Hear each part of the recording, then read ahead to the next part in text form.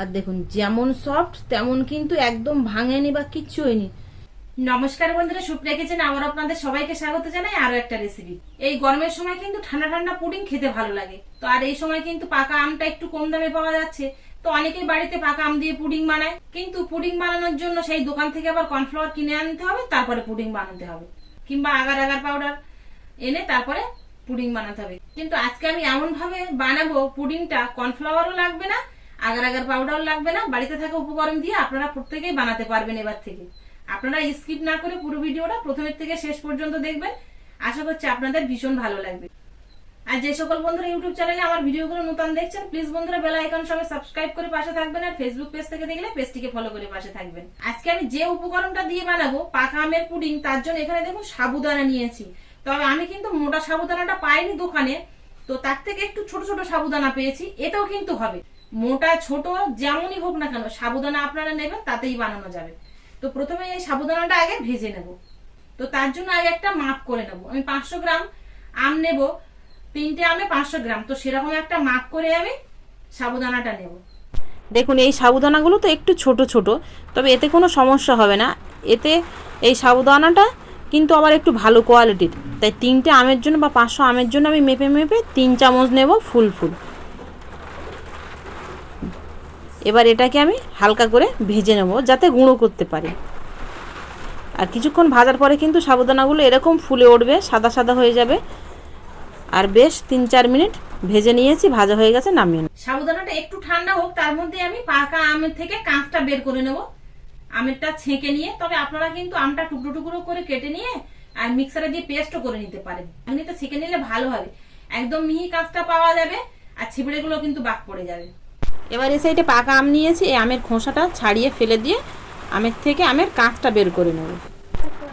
আমের কাঁচটা এইভাবে ছাঁকনির সাহায্যে না ছেঁকেও আপনারা টুকরো টুকরো করে পেস্ট করে নিতে পারেন।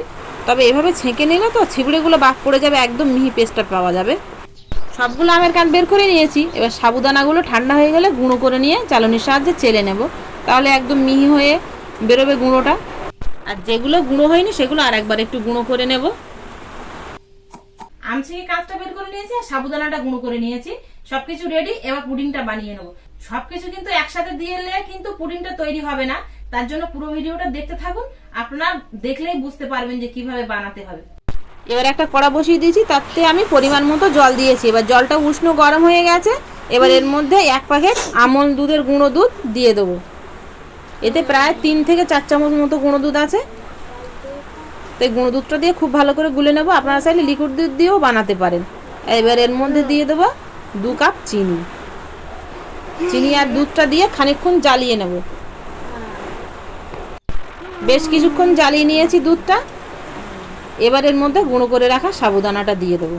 এবার সাবুদানাটা দিয়ে কিন্তু একদম 5 থেকে 6 মিনিট এটা জাল করে নিতে হবে, যাতে সাবুদানাটা একদম সেদ্ধ হয়ে পুরোপুরি একদম স্বচ্ছ আকারে চলে আসে। কিছুক্ষণ পরে দেখুন বেশ এরকম গাঢ় হয়ে গেছে সাবুদানাটা। এবার এর মধ্যে আমের কাঁচটা দিয়ে দেবো। আমের কাঁচটা দিয়ে এবার সব কিছুর সাথে মিশিয়ে নেব।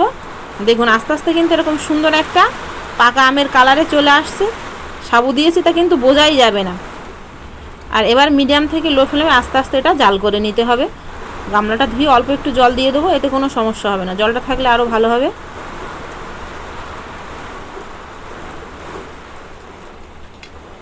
এবার এ সাইডে যে পাত্রে আমি পুডিংটা বসাবো তার মধ্যে একটু সাদা তেল মাখিয়ে নেব, তাহলে সেট হয়ে ভালো বসবে আর জড়াবে না। এবার কিছুক্ষণ জাল করার পরে দেখুন আস্তে আস্তে এরকম ঘন হয়ে আসছে। এবার এটাকে আমি জাল করে নেব। বেশ দেখুন এরকম মিডিয়াম ঘনত্বে এসে গেছে। আর এই যে খুন্তি দিয়ে তুলছি তো ওপর দিয়ে ছাড়ছি, দেখুন থাক থাক হয়ে পড়ছে। এরকম ঘনত্ব রাখতে হবে, কিন্তু এর থেকে আবার আপনারা হালকা রাখবেন না, তাহলে পুডিংটা তাড়াতাড়ি বসবে না। এবার হয়ে গেছে, নামিয়ে নেব। তেল মাখা পাত্রে ঢেলে নেব। আর দেখুন ওপর দিয়ে ছাড়ছি, থাক থাক থাক থাক হয়ে পড়ছে। ঠিক এরকম ঘনত্বে রাখবেন, তাহলে খুব ভালো হবে। ফ্রিজ ছাড়াই কিন্তু জমে যাবে। সব সাইডে একটু এইভাবে খুন্তি দিয়ে সমান করে নেব, একটু বাড়ি মেরে সেট করে নেব। পুডিংটা বানিয়ে নিয়েছি, গরম আছে তো এবার গরম অবস্থাতে এটা সেট হতে রেখে দেবো 2 থেকে 3 ঘন্টা। তার মধ্যে কিন্তু সেট হয়ে যাবে, কোনো রকম ফ্রিজ লাগবে না এই সাবুদানা দিয়ে বানালে। 3 ঘন্টা মতো রেখেছি। এবার আপনাদের আমি দেখাচ্ছি যে পুডিংটা কতটা সুন্দর হয়েছে। কর্নফ্লাওয়ার বা আগার আগার পাউডার ছাড়াও কিন্তু খুব সুন্দর সেট হয়ে বসেছে কিনা সেটাই আপনাদের দেখাচ্ছি। এত সুন্দর সেট হয়ে বসেছে 2-3 ঘন্টার মধ্যে, তাই দেখুন এই যে সাইড থেকে উঠে আসছে, দেখুন খুব সুন্দরভাবে কিন্তু উঠে আসছে। আর সাইডগুলো এইভাবে হাত দিয়ে আমি একটু ছাড়িয়ে নেব, তাহলে খুব সহজে প্লেটে তোলা যাবে। এবার একটা প্লেটে আমি তুলে নেব।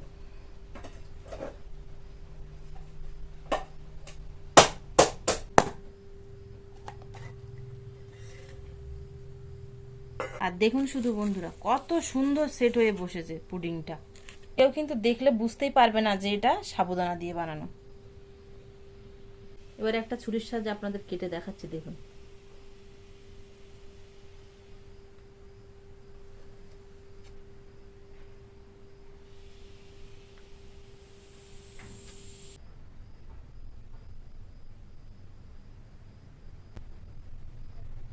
শুধু একটু দেখুন কতটা সুন্দর হয়েছে পুডিংটা। আর দেখুন যেমন সফট তেমন কিন্তু একদম ভাঙেনি বা কিচ্ছু হয়নি, খুব সুন্দর কিন্তু এরকম কাটা যাবে।